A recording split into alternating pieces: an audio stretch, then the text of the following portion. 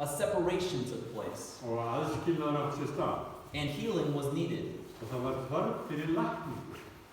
Healing was needed in order to bring back together God and mankind. Svo að þessi lækning þurfti að eiga sér stað til þess að koma tengingu á aftur milli Guðs og manns. And so God said to mankind, He said, build me an altar. Og svo að Guð sagði við mannkynið, byggið mér altari.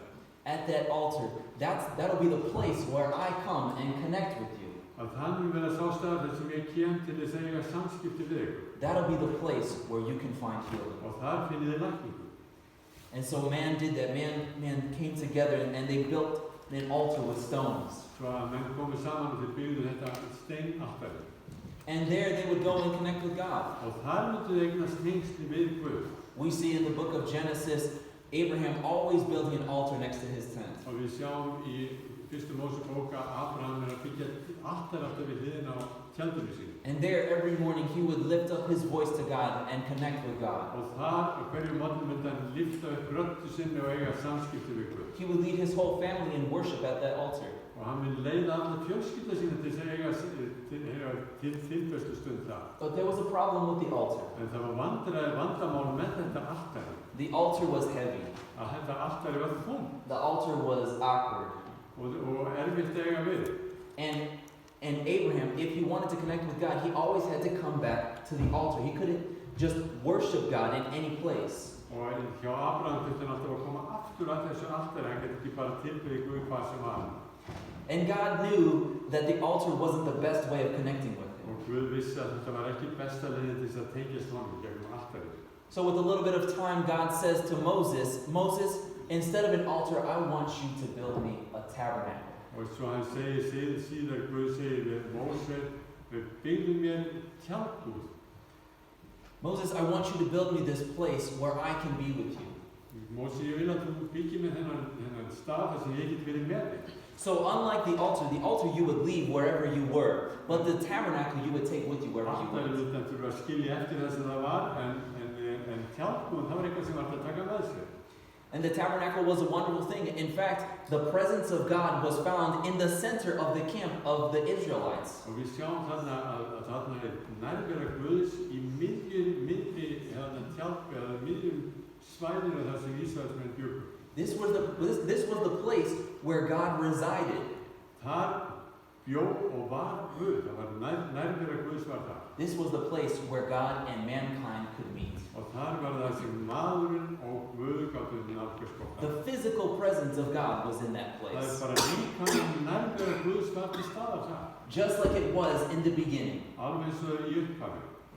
But the problem is, no one could actually go and stand in the presence of God. En það var auðvitað þannig að það var enginn sem gat verið alveg í nærveru og frammi fyrir Guð. So even though he was so close, even though he was so proximate, you couldn't get near him.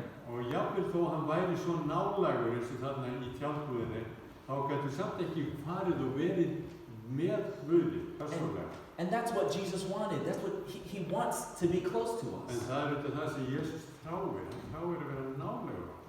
So God said, this isn't going to work out. I need to change it. Og Guð segir, ég mun vilja auka við þetta, gera þetta enn betra. God said, I need to create another place where man can come and meet with me. Ég þarf að gera annan stað þar sem maður getur komið og mætt mér, segir Guð. So God did something special. Svo Guð gerði eitthvað sem var sérstakt. God sent his son to be with mankind. Sendi son sinn til þess að vera með manninu. Now, if we think about the pattern of what's been taking place, Og við sjáum þetta ferli sem átt sér stað hér. the garden was a place of connection.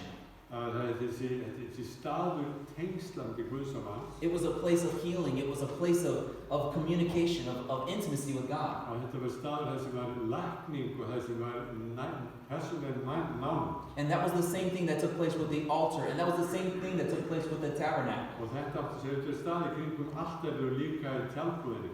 So when God sent his son became the place of forgiveness and healing. Og svo þegar Guð sendi son sinn, þá hans staður þar sem að fá fyrirgefningu og lækningu.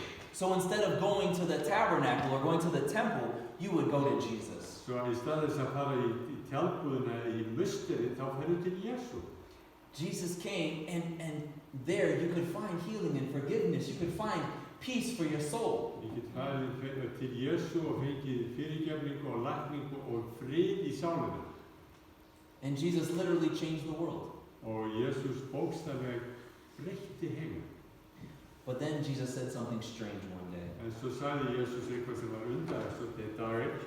Jesus said to those disciples who loved him so much, Hann sagði við lærisveinana sem hann þekkti og hann those who came to know him intimately, he said, og þá sem þekkti hann persónulega, hann sagði við þá, I'm going away, ég að fara. and it's better for you that I do. Og hann segir, það eiginlega betra fyrir ykkur að ég fari. Now you can imagine the disciples are thinking, Jesus, what are you talking about? We have come to know and believe that you are God. Og lærisveinarnir segja á bíla, hvað ertu að tala Við erum byrjuð að kynnast þér og þekkja þig eins og Guð.